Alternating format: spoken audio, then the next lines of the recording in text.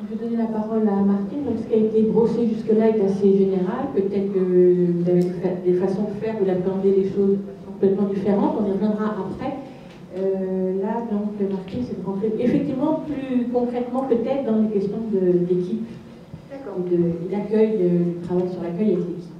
Donc, si tu me le permets, je vais quand même déjà dire que la médiathèque Rohan est dans le quartier du Mirail et que le quartier du Mirail, il a été construit et imaginé par un architecte qui s'appelle Candilis. Et Candilis, il avait fait un peu comme le Corbusier, des passerelles où on n'allait pas en bas dans la rue, où on avait des coursives. Donc, dans les années 90, il y a eu des émeutes et on a enlevé les coursives.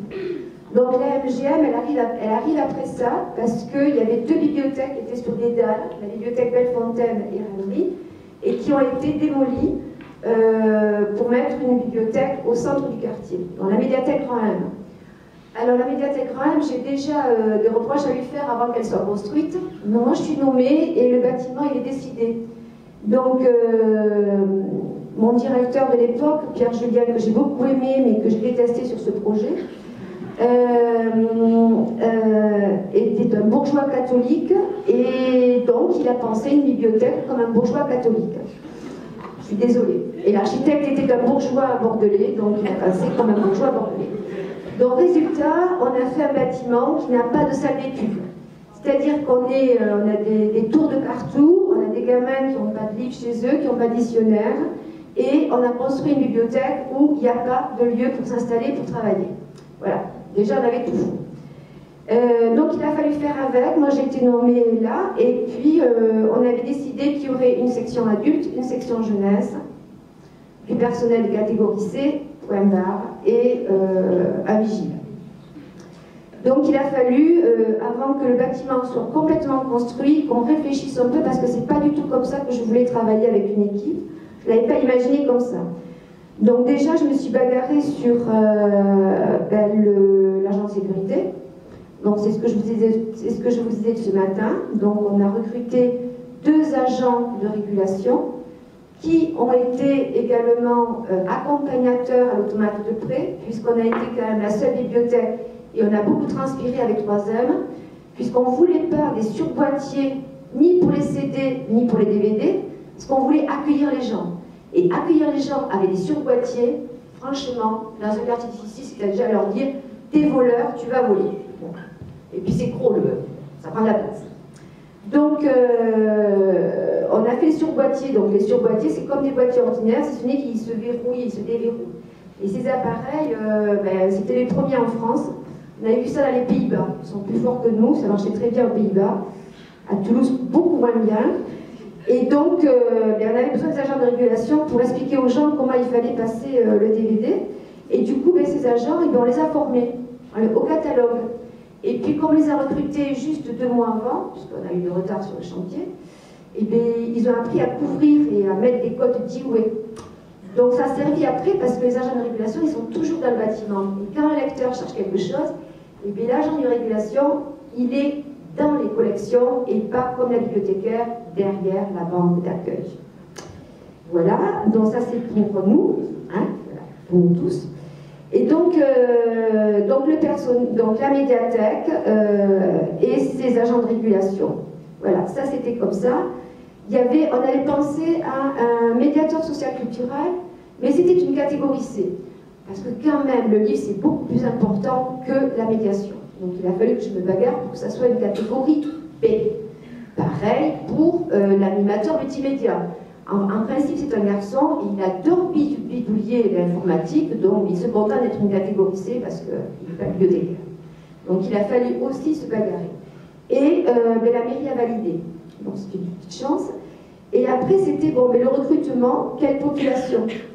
Alors là, on s'est heurté à ce que la population du quartier attendait et les statuts. C'est-à-dire que la municipalité de l'époque, la précédente, celle qui a été au moment de l'ouverture de la médiathèque, et la nouvelle, on ne sait pas, mais les précédentes, avait laissé sous-entendre que tout le personnel serait recruté dans le quartier du Mirail. Donc là, je ne vous cache pas que j'ai eu quelques menaces de gens qui pensaient être bibliothécaires à ma place. C'était un peu difficile. J'avais pris la place de quelqu'un. Donc on a essayé, dans le recrutement, de travailler sur ça.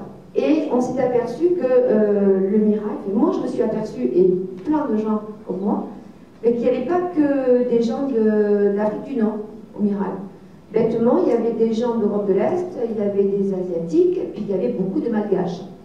Donc on a essayé de faire, voilà, essayer avec la mission locale de faire du recrutement. Et pareil pour les étudiants. Alors les étudiants, pourquoi les étudiants? Parce qu'on est ouvert le samedi et le dimanche. Je souhaitais que la médiathèque MGM soit ouverte, propose les mêmes horaires et les mêmes missions que la médiathèque José Cabanis. Bien sûr, ce n'est pas les mêmes mètres carrés, mais il me semblait que le Mirail devait avoir la même chose qu'une bibliothèque du centre-ville. Et donc, les étudiants complètent les équipes le week-end. Donc, on ne souhaitait pas que des étudiants du Mirail. On voulait que les étudiants du centre-ville travaillent aussi avec les étudiants du Mirail et des habitants du Mirail. Voilà, qui ait aussi cette mixité sociale dans les équipes. Et on ne voulait pas que les étudiants du Mirail soient aussi des agents de régulation, parce qu'il nous en fallait le double. Voilà, donc on a travaillé tout ça, et puis là on s'est aperçu, en tant que bibliothécaire, moi j'ai pas arrêté de changer les fiches de poste. J'ai passé 2 ans de ma vie à changer, à les affiner, j'avais des présupposés au départ, ça n'allait pas, etc. Et les fiches de poste changent encore. Je suis aperçue que quand on travaillait sur une bibliothèque comme ça en quartier fragile, eh bien, on était tout le temps en train de modifier notre comportement. Les espaces, notre comportement, il fallait toujours suivre le public, comment il se déplaçait. Alors là, après, on a l'inconvénient du bâtiment. On est d'accord, parce que le bâtiment, des fois, avec les prises, les machins. Voilà, donc on a travaillé sur ça, et après, on s'est dit, là, il faut qu'on travaille l'accueil. Déjà, moi, je sentais qu'il fallait qu'on travaille déjà, nous, ensemble, toute l'équipe. Et c'était pas facile, parce qu'il y avait du personnel vraiment de bibliothèque, des anciens, qui étaient chevillés au corps, des expertes en Dewey, en littérature jeunesse, en littérature adulte, et d'autres personnes. Donc déjà, voilà. Donc on a travaillé pendant 3 jours sur l'accueil, comment allait se comporter le lecteur quand il allait boire un café, s'il posait le gobelet là, s'il le renversait. Bon, c'était très problématique le gobelet, ça a été très problématique, parce qu'il allait salir les collections, les autres, bon, c'était un livre en moins. Moi, j'avais tendance à penser que chaque fois, ça serait du désherbage naturel, hein, vous savez, on désherbe tout le temps. Alors, comme gamin fout du café sur un livre, on l'enlève. Hein, donc, bon.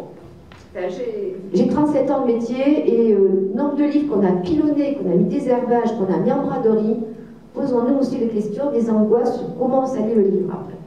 J'ai un petit peu de mal à suivre les 2 notions. Après, on s'est dit, voilà, il faut qu'on soit hyper bien repéré, donc le badge, le même badge, obligation d'avoir le badge. Et on a mis, au départ, c'était la banque d'accueil qui devait accueillir les gens. On s'est aperçu que les gens qui n'avaient pas l'habitude de venir dans les bibliothèques, ils n'allaient pas à la banque d'accueil. Ils allaient dans les rayonnages chercher quelqu'un. Et donc, ils trouvaient les agents de régulation, et pas le personnel, entre guillemets, compétent. Donc, on a changé, on a mis des postes là, on a mis des postes là. Après, on a fait une fiche de poste qui s'appelait fiche de poste rangement des documents. Donc, première règle dans le rangement de documents, on ne range pas en premier le document. On est là au milieu, on est dans une action de rangement, mais on est disponible pour les gens. Donc, on ne prend pas le chariot pour le rangement. Parce que si on se met avec un chariot en travers, la personne ne nous abordera pas. On est en train de travailler, on fait quelque chose, elle va voir une autre personne qui paraît plus disponible. Donc tout ça, il a fallu quand même qu'on le cogite, il a fallu travailler. Mais si je porte les livres, au bout de la journée, je vais avoir une tendinite. Donc ça fait des plannings, toutes les 1h30, on change la personne qui range, parce qu'après on va avoir un accident de travail. Voilà, donc j'étais responsable des plannings, hein. Je peux vous dire que j'ai beaucoup travaillé. Voilà. Donc aujourd'hui, alors ce qu'on a fait, c'est que dans ce stage, ça a été hyper important. C'est quelqu'un qui est venu de l'extérieur et qui ne connaissait pas le métier de bibliothécaire. Donc il est venu et alors il nous a trouvé bien tordus. Alors des fois, vraiment bien tordus. Par exemple, on a eu un exemple et c'était fou parce que c'était grâce à lui qu'il n'était pas de bibliothèque, il a pu le dire. Alors un cas, parce qu'on a travaillé des cas vraiment précis. Alors, c'est 4 jeunes turbulents. Ils veulent voir un film sur place. Ok, on regarde le temps du film. A priori, on doit fermer la bibliothèque pile poil à l'heure où le film finit. Mais s'il s'arrête pour aller aux toilettes, ça ne va pas marcher. Et donc, on a dit, mais comment on fait? En fait, s'il ne reste pas 1h30, alors que le film finit en 1h30, on leur dit non, tu peux voir le film. Bon, on n'est pas à 5 minutes près, c'est les célibataires qui n'ont plus de gosses, qui vont pas les chercher à la crèche, tout ça. C'est les vieilles. Et donc, lui nous a dit, mais attendez, là, dans vos plannings, là, vous n'êtes pas payé jusqu'à 19h15, parce que vous fermez la bibliothèque à 19h, mais vous l'avez prévu dans votre planning, donc vous êtes payé jusqu'à 19h15. Alors, est-ce qu'il ne vaut pas mieux le coup de laisser finir le film à ces jeunes gens et vous les avez pas bousculés, vous les avez pas agressés, vous n'avez pas mis en frustration, plutôt que d'avoir une bande de gamins qui ne va pas vouloir sortir, vous allez sortir énervés, etc., etc. Alors, il l'a dit parce qu'il n'était pas bibliothécaire. Parce que si c'était moi qui avais dit, mais dites donc, là, vous êtes payé jusqu'à 19h15, donc on pourrait quand même faire 5 minutes de plus, je sais très bien qu'on sort à 19h15. C'est juste au cas où il y aura un lecteur coincé dans les toilettes. Quand même. Voilà, ça nous arrive, mais en fait c'est très rare. Hein, bon, quand même. On compense par arriver un quart d'heure avant, bien sûr, le lendemain. Voilà. Après, qu'est-ce qu'on a fait? Donc, chaque fois qu'on a un problème d'accueil, on a repris la fiche que le monsieur nous avait donnée. Parce qu'il nous a donné une fiche. Qu'est-ce que je fais? Qu'est-ce que j'évite? Comment je parle? Quel protocole je mets en place, etc. Donc, ce qu'on a mis en place, c'est que toutes les semaines, toute l'équipe, tous les vendredis matins, de 9h à 10h, on se réunit tous. On commence par la problématique accueil. Il y a un quart d'heure pour la problématique accueil. Bien sûr, la problématique accueil ne suffit pas un quart d'heure. Mais des fois, ça suffit. Parce que bon, on n'a pas 50 problématiques d'accueil différentes à chaque semaine. Mais quand ça chope, on arrête au bout d'un quart d'heure, parce que le problème, il est tellement délicat qu'on va s'échapper. On va s'engueuler, on n'est pas d'accord, etc. Et là, il y a un des agents de la bibliothèque et un agent de régulation qui se propose à travailler sur la problématique et de nous donner des solutions 8-15 jours après. Donc si vous voulez, le problème se repose, chacun réfléchit, l'agent de régulation nous ramène quand même aux réalités qu'il a lui, quand même, parce que c'est lui qui est là dans les problématiques d'accueil, et il y a quelqu'un de l'équipe qui travaille avec lui. Ça c'est hyper important. Et quand il arrive avec son protocole, il faut que toute l'équipe ait validé le protocole. Jusqu'à ce que ce protocole n'est pas entendu par tout le monde, on ne le valide pas. Et quand il est validé, il va dans le classeur avec l'accueil pour les nus, puisque la bibliothèque municipale de Toulouse a fait un dossier qui s'appelle l'accueil pour les nus, où on a toutes les problématiques de ce qui est t'as perdu ta carte, t'as perdu le livre, tu dois y aller pénalité, etc., etc. Voilà. Et ça, je trouve que c'est hyper important. Alors, dans l'équipe, il y a aussi le personnel d'entretien. Et ça, c'est essentiel. Parce que c'est un regard complètement différent. À mon avis, une bibliothèque, vous pouvez faire tous les sourires que vous voulez, si la bibliothèque n'est pas propre et si le personnel d'entretien n'a pas fait sien et n'est pas dans l'équipe, il y a quelque chose qui foire. Il y a les bibliothécaires et le personnel d'entretien. Le personnel d'entretien est souvent quand même un personnel d'origine étrangère ou ayant des parents qui sont nés à l'étranger. Donc moi je pense que c'est essentiel. Alors, bien évidemment, toutes les semaines, une réunion et on commence par l'accueil, on fait de l'informatif, c'est un peu pénible à la fin. Donc, le 4e vendredi, c'est le vendredi où on parle de livres et de nos coups de cœur, et on parle de CD, et on parle de magazines. Toute l'équipe est invitée à présenter son coup de cœur, que ce soit le personnel d'entretien, que ce soit l'agent de régulation, que ce soit la bibliothécaire, l'assistant ou l'adjoint du patrimoine. Il n'y a aucune censure. On met un cœur en disant coup de cœur de l'équipe sur le document. Sans jugement. sans qualification. Voilà. Et c'est mis en avant. Et ça, je trouve que c'est aussi essentiel. Si on veut que le lecteur... Alors, le lecteur, l'usager ou le client? Je vais finir comme ça, je vais me choquer.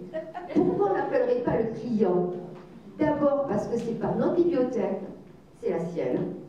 D'abord parce qu'il paye des impôts, donc c'est un contribuable. Et pourquoi, si on se mettait dans la tête, pourquoi pas client, on éviterait de dire convivialité, hospitalité, accueil, on dirait on doit un service à une personne qui est un habitant et on est payé pour ça.